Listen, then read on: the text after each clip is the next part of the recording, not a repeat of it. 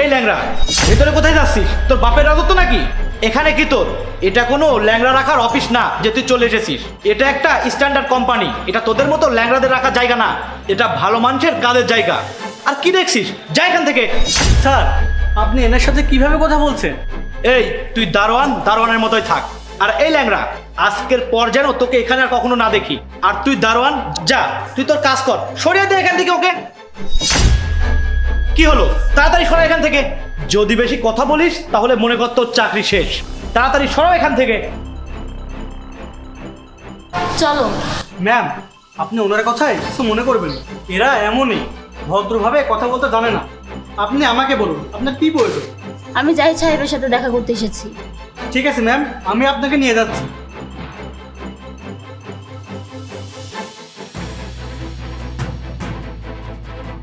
আরে আমি বুঝতে পারছি তোর চাকরি আর তোর কাছে ভালো লাগছে না। তোকে বারণ করে দিলাম না এই ল্যাংড়াকে ভেতরে আনতে, তারপরও কেন এনেছিস? আরে ল্যাংড়া, তোকে তো দেখে মনে হচ্ছে তুই এখানে ইন্টারভিউ দিতে এসেছিস। আর শাড়ি পরে এখানে এসেছিস কেন? প্রতিবন্ধী কোথাকার। আচ্ছা একটা কথা বলো তো, তুমি এখানে কাজ কিভাবে করবে? তোমার নিজেরই তো আরো একজন লাগে। জানি না স্যার এখানে কাকে কাকে ইন্টারভিউ দেওয়ার জন্য ডেকে নাই। স্যার, আপনি এমন আচরণ কেন করছেন? আবারও বলছি, তুই যদি এখানে চাকরি থাকতে চাস তাহলে এখনই এখান থেকে ঘাট ধাক্কা দিয়ে বের করে দে। স্যার, আমার কথা তো শুনুন। কি হচ্ছে এখানে? দেখেন না স্যার, আমাদের কোম্পানিতে কি ধরনের লোক ইন্টারভিউ দিতে এসেছে। স্যার আপনিই দেখেন, আমরা তো আর এই প্রতিবন্ধীকে কাজে নিতে পারি না, কারণ এর নিজেরই তো অন্যজনের সাহায্য নেওয়ার প্রয়োজন হয়। আপনি চিন্তা করেন না, এরকম অসল মানুষকে আমাদের কোম্পানিতে রাখার প্রয়োজন নেই। আমি এখনই ওকে ঘাট ধাক্কা দিয়ে বের করে দিচ্ছি। তুহিন, তুমি ওনার সাথে কিভাবে কথা বলছো? তুমি এই কোম্পানির ম্যানেজার, আর তোমার ভিতরে কিনা কথা বলার ভদ্রতাটুকু নেই। আরে স্যার, আপনি প্রতিবন্ধীর জন্য আমাদের উপর রাগ দেখাচ্ছেন, তো আপনিই বলুন এদের সঙ্গে কিভাবে কথা বলতে হয়। আমি কেন রাগ দেখাচ্ছি? তুমি কি জানো তুমি যাকে এখানে প্রতিবন্ধী বলে অপমান করছো সে কে? সে আমার স্ত্রী আর এই কোম্পানির ডিরেক্টর। 5 বছর আগেকার রোড অ্যাক্সিডেন্টে সে তার পা হারিয়েছে। তোমার মধ্যে কি এতটুকু মানবতাও নেই? তুমি কি এটাও জানো না যে মানুষের সাথে কিভাবে কথা বলতে হবে? তোমরা যেখানে চাকরি করো এই কোম্পানি তারই, আর তুমি তার সাথে এরকম আচরণ করছো। আর যদি প্রতিবন্ধীর কথা বলতে হয় সেখানে তার কি দোষ? যতটা তোমার বেঁচে থাকার অধিকার আছে ততটা অধিকার তারও আছে। এই জন্যই আমি সিদ্ধান্ত নিলাম যাদের মধ্যে মনুষ্যত্ব বলতে কিছু নেই সে এই কোম্পানিতে কাজ করতে পারবে না। তো তুমি এই অফিস থেকে এই মুহূর্তে বের হয়ে যাও, আর আমি তোমার এক্সপিরিমেন্ট লেটারেও লিখে দেবো যাতে তোমার অন্য কোথাও আর চাকরি না হয়।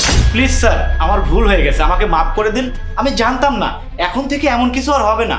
ম্যাম প্লিজ আমাকে মাফ করে দিন আপনি। বন্ধ করো তোমার এসব নাটক। তোমাকে আর এক মুহূর্তের জন্য এখানে দেখতে চায় না। বেরিয়ে যাও এখান থেকে। জাহিদ, ওকে প্লিজ আর একটা সুযোগ দাও। আসলে কি, আমাদের মতো প্রতিবন্ধীদের সাথে মানুষেরা এরকম ব্যবহারই করে। আর তুমি আমাকে ল্যাংড়া বলেছিলে, এজন্য আমি কষ্ট পাইনি। আমি কষ্ট পেয়েছি এটা ভেবে যে তুমি ভাবো আসলে প্রতিবন্ধীরা কিছু করতে পারে না। কিন্তু আমি আজ তোমাকে বলছি প্রতিবন্ধীরা কি কি করতে পারে।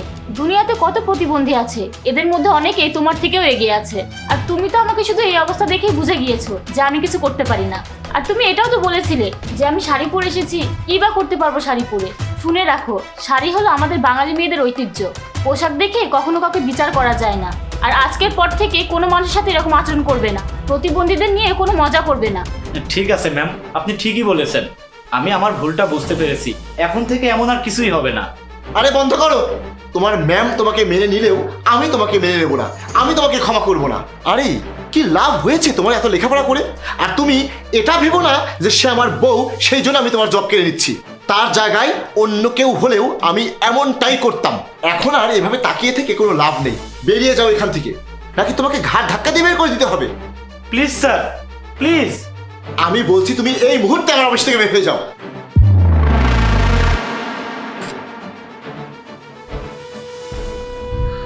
অপু, আমি সত্যিই দুঃখিত। আসলে ও জানতো না যে তুমি আমার স্ত্রী। ঠিক আছে, তুমি কেন ক্ষমা চাইছো? এটাতে তো তোমার কোনো দোষ নেই। আজকাল মানুষের মধ্যে মনুষ্যত্বটাই হারিয়ে গেছে। প্রতিবন্ধীদের দেখলে মানুষজন এভাবে ব্যবহার করে। হ্যাঁ অপু, তুমি একদম ঠিকই বলেছো।